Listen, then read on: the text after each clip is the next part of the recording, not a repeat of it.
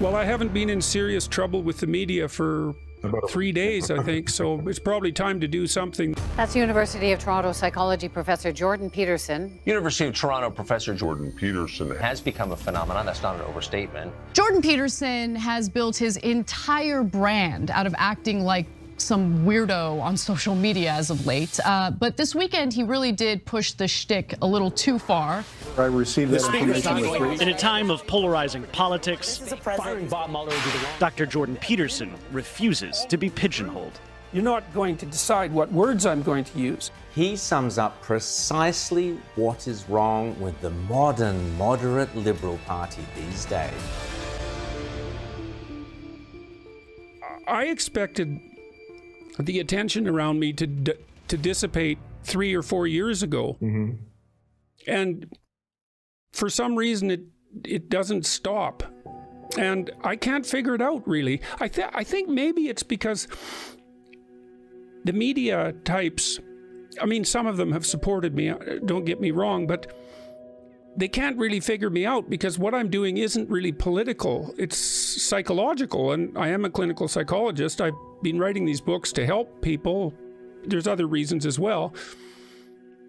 They have to make everything political, and I don't quite fit that mold, and so I don't think they know what to do with me, and I don't know what to say about it exactly. It's stressful.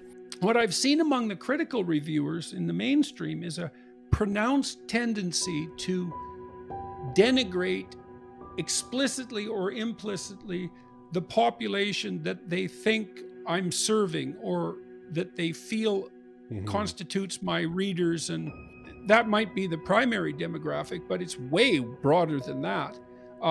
So it's simply not true. But even if it was true, it's like, well, why in the world would there's something reprehensible about providing useful information to that particular group?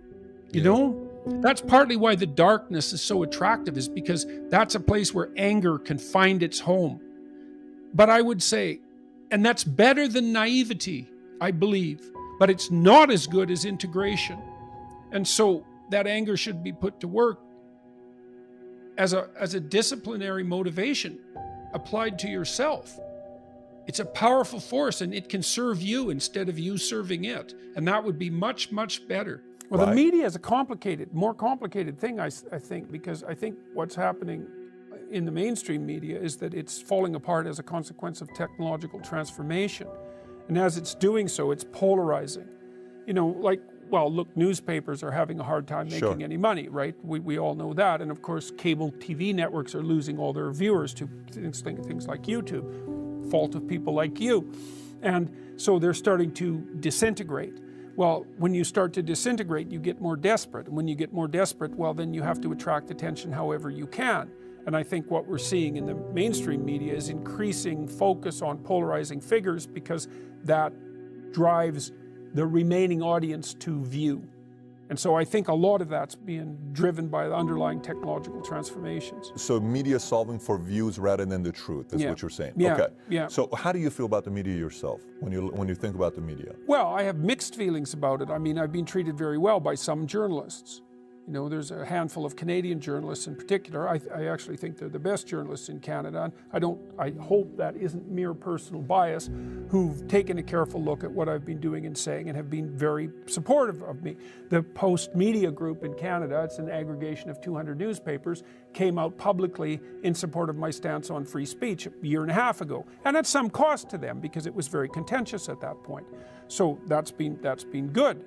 And of course, the media, so to speak, has also enabled me to bring what I know or purport to know to a very broad audience. And so that's a very positive thing. I've had very, very stressful interactions with many, many journalists. It's certainly been the most stressful part of my life over the last 2 years. And some of it was absolutely reprehensible. Some of the journalists, MSNBC News, appalling and amateurish. So both at the same time, it's a bad combination. People who interviewed me and then chopped up the interview to make it look as bad as they possibly could.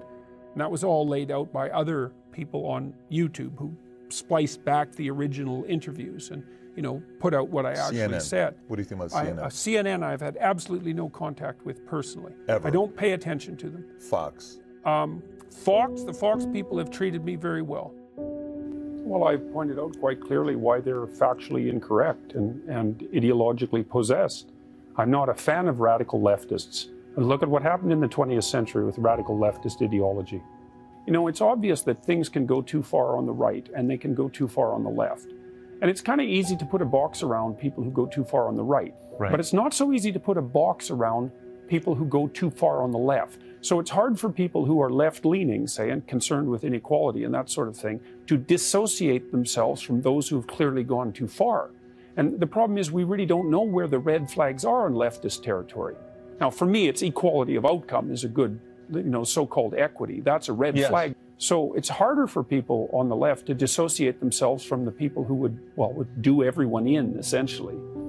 Yeah. But I think it's equality of outcome that's the real pathological desire. That's a bad one.